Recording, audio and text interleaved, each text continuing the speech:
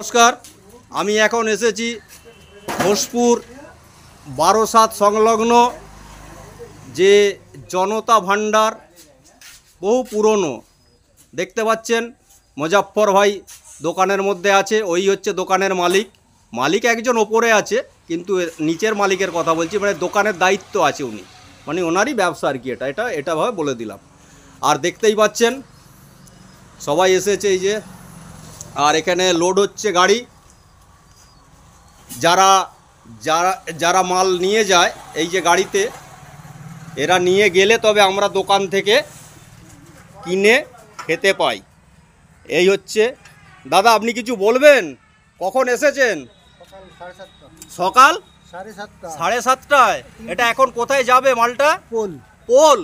আচ্ছা আচ্ছা, শুনলেন, দেখতেই পাচ্ছেন। ঠিক আছে, দেখতে থাকুন উৎপল ব্লগ।